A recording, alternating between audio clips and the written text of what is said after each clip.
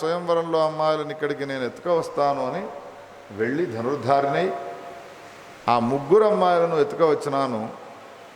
అందులో అంబా అనేటువంటి పేరు కలిగే పెద్ద అమ్మాయి ఉన్నదో శాల్వ మహారాజును ప్రేమించినది. ఆ విషయాన్ని నేను ఎత్తుక వచ్చిన తర్వాత నాకు చెప్పడంతో, వెళ్ళవమ్మా, అతన్నే నీవు పెళ్లి చేసుకొని పంపినాను. అనేక మందిలో నన్ను ఎత్తుక వెళ్ళినాడు కాబట్టి నేను నిన్ను స్వీకరించను అని ఆ ప్రియుడు ఆమెను వదిలిపెట్టినాడు. భీష్ముడనైన నా సమీపానికి వచ్చి నన్ను పెళ్లి చేసుకోమని అడిగినది. నేను ప్రతిజ్ఞ చేసి ఉన్నాను కాబట్టి ఆమెను పెళ్లి చేసుకోలేదు. అప్పుడు అటు ప్రియుడు కాకుండా ఇటు ఎత్తుకోవచ్చినటువంటి భీష్ముడు కాకుండా నన్ను పెళ్లి చేసుకోకుండా ఉభయ భ్రష్టత్వాన్ని కలిగించినాడు. కాబట్టి ఈ భీష్ముడు అహంకరించి ఉన్నాడు. అంబా అనేటువంటి పేరు గల కాశీ మహారాజు గారి పుత్రిక ఈ విధంగా భావించినది. ఉభయ భ్రష్టత్వాన్ని కలిగించినటువంటి ఈ భీష్ముడు అహంకారంతో విర్రవీగుతూ ఉన్నాడు. నాతో సమానమైనటువంటి బలపరాక్రమశాలి ఈ భూమండలంలో లేడు అని భావిస్తూ ఉన్నాడు. అందుకని ఈ భీష్ముడిని సంహరించేటువంటి కార్యాన్ని నేను తలపెడతాను. తపస్సును చేసి నా తపస్సు వలన ఈ భీష్ముడిని సంహారం చేసేటువంటి వాడిని ఒకడిని అనుగ్రహించమని భగవంతుడిని ప్రార్థన చేస్తాను అని సభాభవనంలో నుండి వెళ్ళిపోయి తీవ్రమైనటువంటి తపస్సు చేయడానికి పూనుకున్నది దుర్యోధన. ఎవరు చెప్తున్నారు ఈ కథను? భీష్ముడు చెప్తున్నాడు దుర్యోధనుడికి. తపస్సు చేస్తూ ఉన్న సమయంలో కొన్నాళ్ళు గడవగానే ఒక మునీశ్వరుడు వచ్చినాడు ఆ అంబా సమీపానికి. వచ్చి ఏమన్నాడు అనంటే, అమ్మాయి, చూడడానికి ఇంత సుందరంగా ఉన్నావు నీవు, అందుకని ఘోరమైనటువంటి అరణ్యాల్లో ఇంత తీవ్రమైనటువంటి తపస్సు చేయడానికి కారణం ఏమిటో చెప్పవమ్మా అన్నాడు. అంటే అప్పుడు ఆ అమ్మాయి అన్నది, భీష్ముని వలన నేను అవమానానికి గురైనాను, అందుకని భీష్ముణ్ణి చంపేటువంటి ఒక కుమారుణ్ణి లేదా ఆ శక్తిని నాకు అనుగ్రహించమని భగవంతుణ్ణి ప్రార్థించడానికి తపస్సు చేస్తున్నాను అని చెప్పినది. అప్పుడు ఆ మహాత్ముడు ఏమన్నాడు అనంటే, భీష్ముడిని సంహారం చేసేటువంటి కోరికతో నీవు తపస్సు చేస్తూ ఉన్నావు అంటే ఈ తపస్సు సరైన తపస్సు కాదు. ఎదుటివాణి నాశనాన్ని కోరి మనం ఏదైతే చేస్తామో అది ధర్మము అని అనిపించుకోదు. ఎదుటివానికి మేలు చేసేటువంటి ఏ కార్యాన్ని నీవు చేసినా అది ధర్మము అనే పేరుతో పిలువబడుతుంది. నీవు అధర్మం చేస్తున్నావమ్మా. నీకు గనక ఒకవేళ భీష్ముని పైన శత్రుతాభావం ఉన్నట్టయితే నీవు చేయాల్సిన పని ఏమిటి అనంటే, సమీప అరణ్యాల్లో ఒక మహాత్ముడు ఉన్నాడు. క్షత్రియ కులానంతా కూడా నాశనం చేసినటువంటి వ్యక్తి ఆయన పేరు పరశురాముడు. ఆయన సమీపానికి వెళ్ళి, నాకు ఈ విధంగా అన్యాయం జరిగినది, అందుకని నన్ను పెళ్లి చేసుకోమని భీష్ముణ్ణి చెప్పమని ఈయనను ఆశ్రయించు, నీవు పరశురాముడి దగ్గరికి వెళ్ళి ఆశ్రయించు అనగానే తపస్సును పక్కన పెట్టినది అంబ పరశురాముని ఆశ్రమానికి వెళ్ళినది. వెళ్ళగానే ఎవరమ్మా నీవు అని అడిగినాడు. నేను కాశీ మహారాజు గారి పుత్రికను, నా పరిస్థితి ఇది, భీష్ముడు నన్ను ఈ విధంగా మా కాశీ క్షేత్రంలోని మా సభాభవనంలో నుండి ఎత్తుకవచ్చి నన్ను వివాహం ఆడను అంటున్నాడు. తపస్సు చేయాలి అని అనుకున్నాను, కానీ ఈ మహాత్ముడు వచ్చి నన్ను తపస్సు నుండి విరమింపజేసి మహాయోద్ధైనటువంటి క్షత్రియ కులాన్నంతా కూడా నాశనం చేసినటువంటి పరశురాముణ్ణి నీవు ఆశ్రయించు అని నీ సమీపానికి తీసుకువచ్చినాడయ్యా చెప్పినది అంబ. అప్పుడు ఆయన అన్నాడు, అమ్మాయి, నీవు గనక ఒక 5-10 సంవత్సరాల క్రితం వచ్చుంటే నేను నీ కోరికను వాడను, మరి ఇప్పుడెందుకు నెరవేర్చలేవు అని అంబ అడిగితే, క్షత్రియ కులాన్నంతా నాశనం చేసి ఇక ఈ క్షత్రియ కులాన్ని నాశనం చేసే పనిని ఆపివేద్దాము అని నేను సంకల్పం చేసుకున్నాను.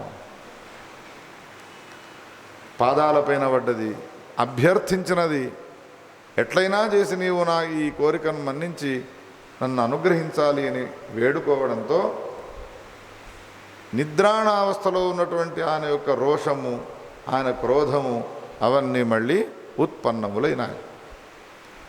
వెళదాం పదా భీష్ముని సమీపానికి అని అమ్మాయిని వెంటబెట్టుకున్నటువంటి వాడై భీష్ముని సమీపానికి వెళ్ళినాడు. వెళ్ళగానే భీష్ముడు పరశురాముల వారికి స్వాగతాన్ని పలికినాడు. చిన్ననాటి నుండి అనేక రకాలైనటువంటి విద్యలు నేర్చుకున్నాడు ఆయన సమీపంలో. అతిథి మర్యాదలన్నీ అయిన తర్వాత అప్పుడు భీష్ముడిని అంటూ ఉన్నాడు పరశురాముడు, ఈ అమ్మాయిని చూచినావా నీవు?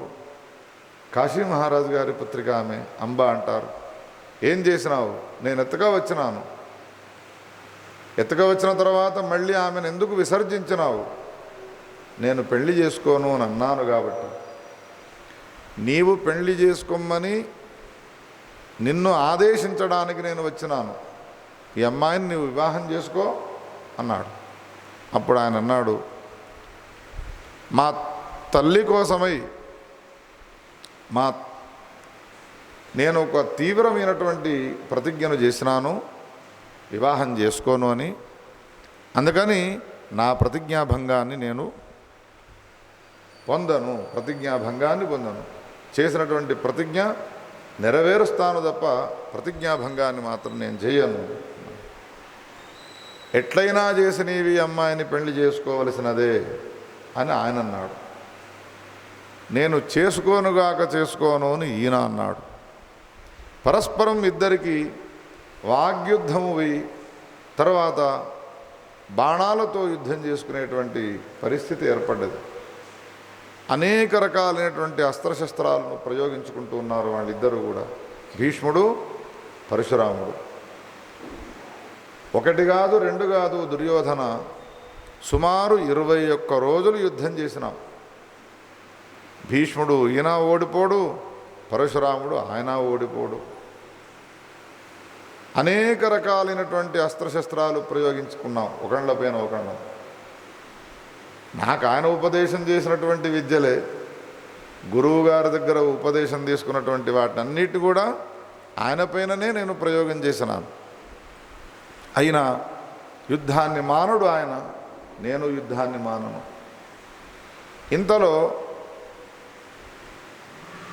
ఒకనాడు నాతో యుద్ధం చేస్తూ ఒక భయంకరమైనటువంటి అస్త్రాన్ని ప్రయోగిస్తే నా హృదయాన్ని చొచ్చుకొని వెన్నులో నుండి బయటి దాకా వచ్చినది.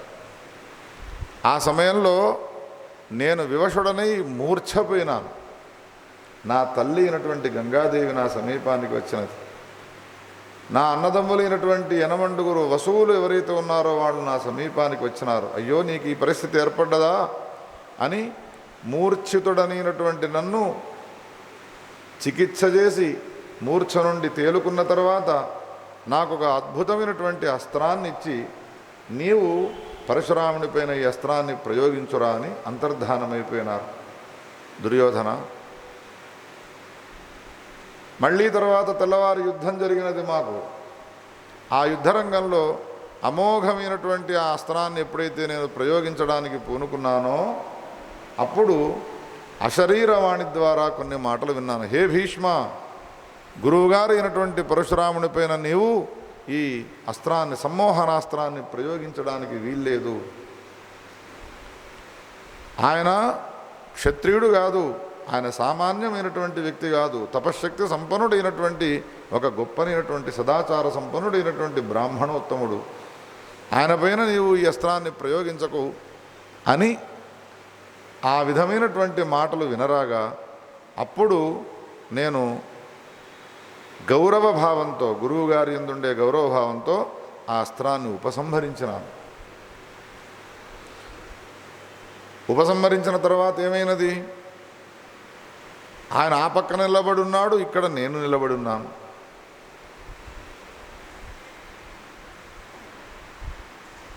అనేక మంది సిద్ధులు మహర్షులు అంతా కూడా వచ్చి యుద్ధాన్ని ఆపడమేమో ఆపినారయ్యా భీష్మ, పరశురామ, ఇక మీరు ఎవరి ఆశ్రమాల్లోకి వాళ్ళు వెళ్ళండి అన్నారు. అంటే చేతిలో పట్టుకున్నటువంటి అస్త్రాలున్నాయో పరశురాముడు చేతుల్లోంచి కింద దింపడు ఆయన. ఎందుకు? నా ఎదుట ఉన్నటువంటి శత్రువు వెళ్ళిపోయేంత వరకు నేను అస్త్రాలను కింద వేయను అని ఈయన ప్రతిజ్ఞ చేసినాడు. ఆయనకు మొదటి నుండి ఉన్నటువంటి ప్రతిజ్ఞనే అది. భీష్ముడి సమీపానికి వచ్చి మహాత్ములు అంటూ ఉన్నారు, హే భీష్మ, మీ గురువుగారు అస్త్రాలను వదిలిపెట్టాడట, నీవైనా ఈ యుద్ధరంగంలో నుండి తప్పిపోవయ్యా అనంటే, యుద్ధానికి వచ్చిన వాని ఎదుట నేను వెన్నుజూపను అని నేను కూడా ప్రతిజ్ఞ చేసినాను అని ఈయనంటాడు. సమస్య పరిష్కారం ఎట్లా కావాలి?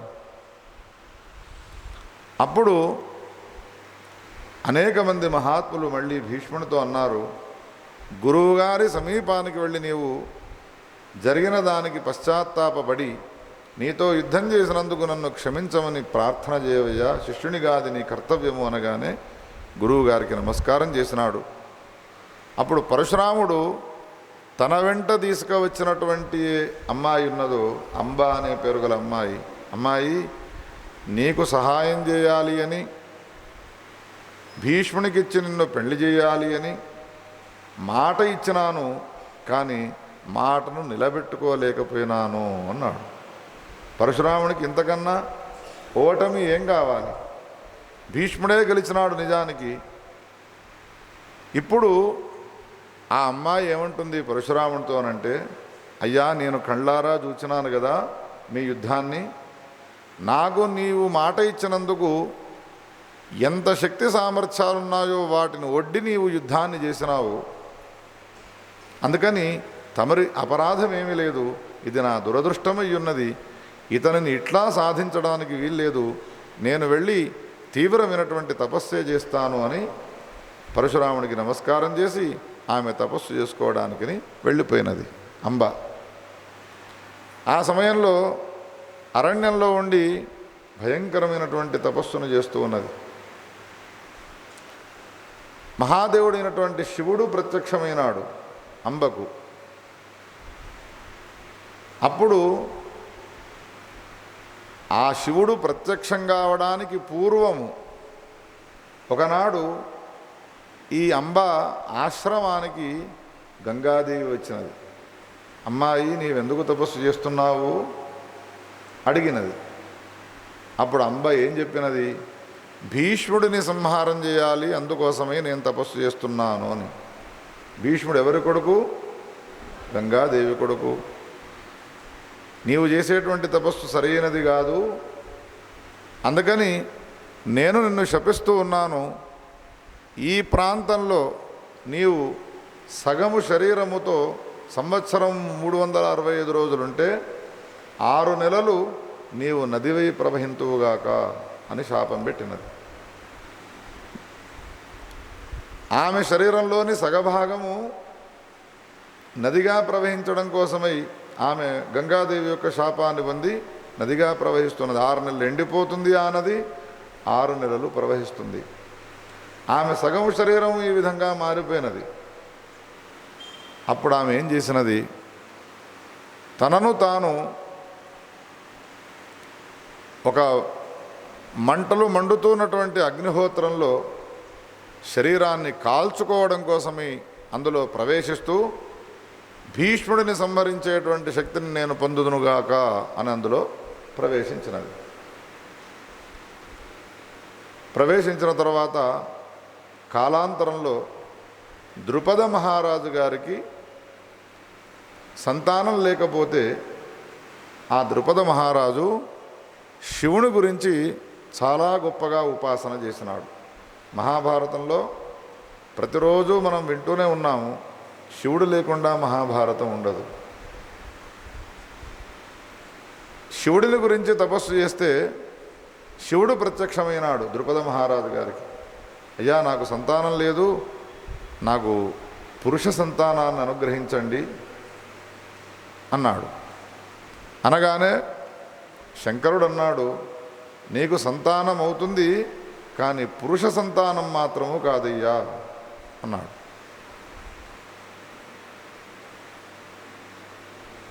నేను కోరుకున్నదే అది, తపస్సు చేసినదే దాని కొరకు, యజ్ఞాన్ని ఆచరించినదే అందుకొరకు.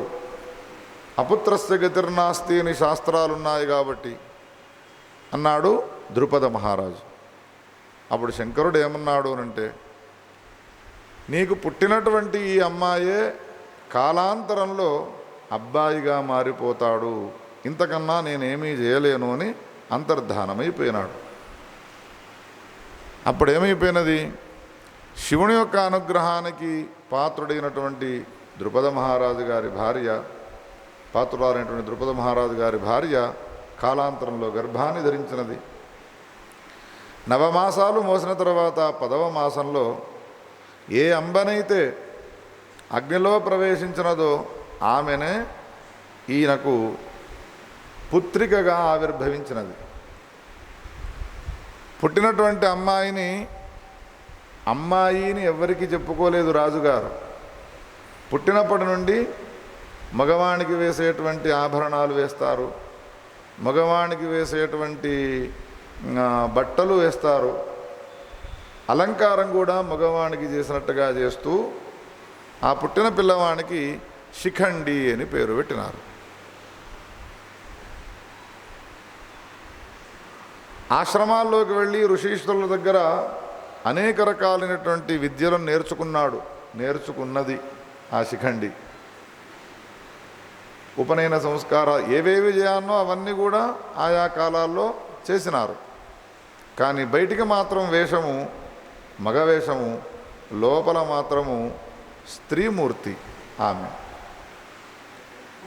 ఇంతలో యుక్త వయసు వచ్చినది.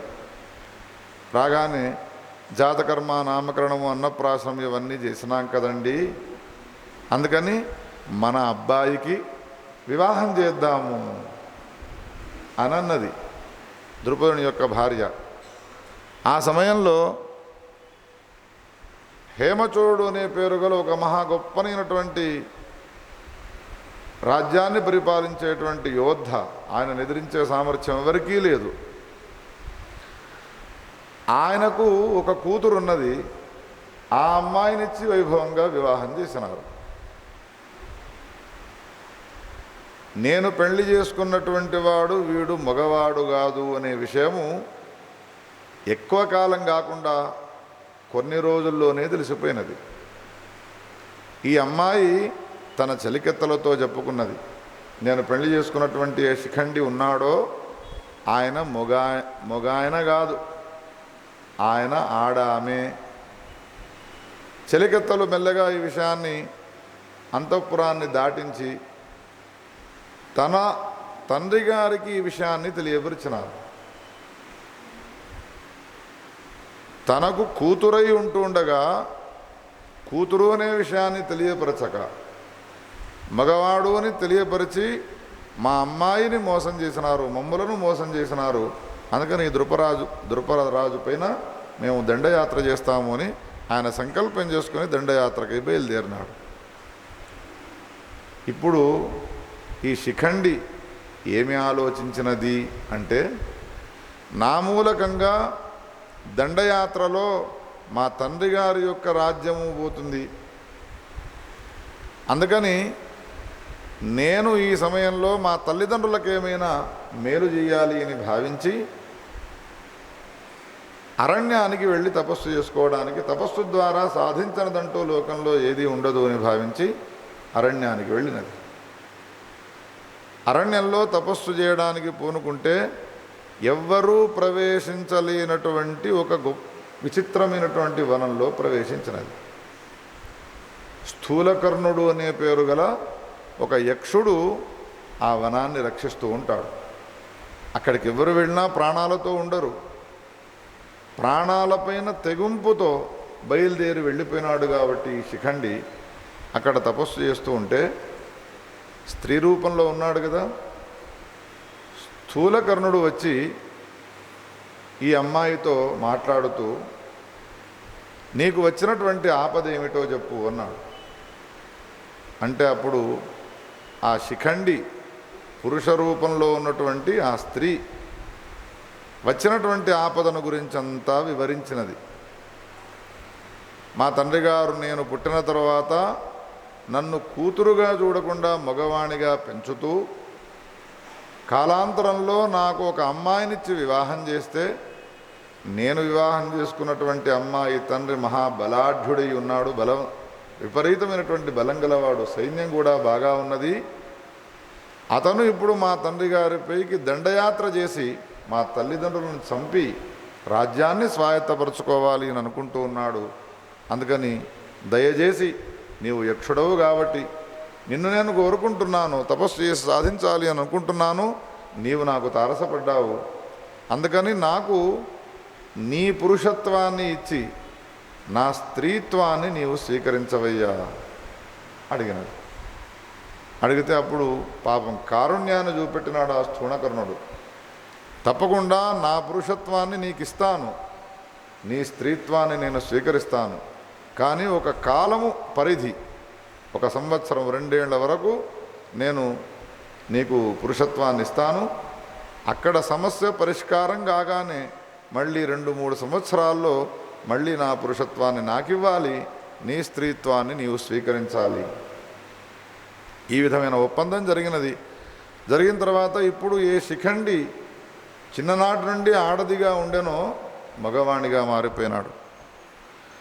మారిపోయిన తర్వాత దండయాత్ర చేసినటువంటి ఏ భార్య యొక్క తన మామగారు ఉన్నాడో, దండయాత్ర చేసి రాజ్యంలో అడుగు పెడుతూ ఉండగానే, ఏమయ్యా నీవెందుకు దండయాత్ర చేస్తున్నావు అని అడిగితే, మా అమ్మాయిని అన్యాయం చేసినారు, శిఖండి అనే పేరు గలవాడు ఆడదట అంటే, ఎవరయ్యా నీతో అన్నది, వచ్చి చూడండి అని వచ్చి చూచేవరకేమున్నది, ఆడదిగా లేదు మగవాణిగా ఉన్నాడు. అయ్యో ఎంత అనవసరపు ప్రచారం చేసినారు, ఎవరో గిట్టని వాళ్ళు పురుషునిగా ఉన్నటువంటి శిఖండిని స్త్రీగా ప్రచారం చేసి దుష్ప్రచారం చేసి నాకు ఆవేశం వచ్చేట్టుగా చేసి యుద్ధం చేసి యుద్ధంలో వీళ్ళను చంపాలి అనేటువంటి భావాన్ని కలిగించేట్టుగా చేసినారు. లోకులు ఇట్లా ఉంటారు అని చెప్పి లోకులను నిందించి యుద్ధాన్ని ఆపివేసి తాను అనేక రకాలైనటువంటి కట్న కానుకలను తన అమ్మాయికిచ్చి, అమ్మాయి నేను పొరపాటు పడ్డానే, మీ భర్త ఆడది కాదు మగవాడే అని చాలా సంతోషపడి 4 రోజులు అక్కడ ఉండి తన రాజ్యానికి తాను వెళ్ళిపోయినాడు. ఇంతలో ఆ స్థూలకర్ణుని యొక్క యక్షుని ఏ అరణ్యం ఉన్నదో ఆ అరణ్యానికి కుబేరుడు వచ్చినాడు విమానంలో.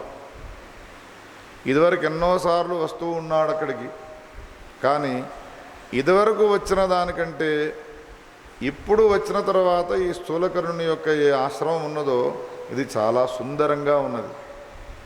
ఇదివరకు వచ్చినప్పుడు మగవాడు ఉన్నాడు కాబట్టి ఇది సుందరంగా లేదు, ఊడవడం ఉండదు, ముగ్గులు వేయడం ఉండదు, అలంకారాలు ఉండయి.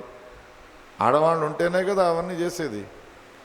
అందుకని ఆ స్థూలకర్ణుడు స్త్రీగా మారిపోయినాడు కాబట్టి స్త్రీ సహజ స్వభావంతో చాలా సుందరంగా ఆ వనాన్నంతా కూడా ఏర్పాటు చేసే వరకు ఆశ్చర్యపోయినాడు. ఇంత సుందరం నేను ఎన్నిసార్లు వచ్చినా కానీ ఇంతటి సౌందర్యం నాకు ఇక్కడ కనిపించలేదు అనుకున్నాడు.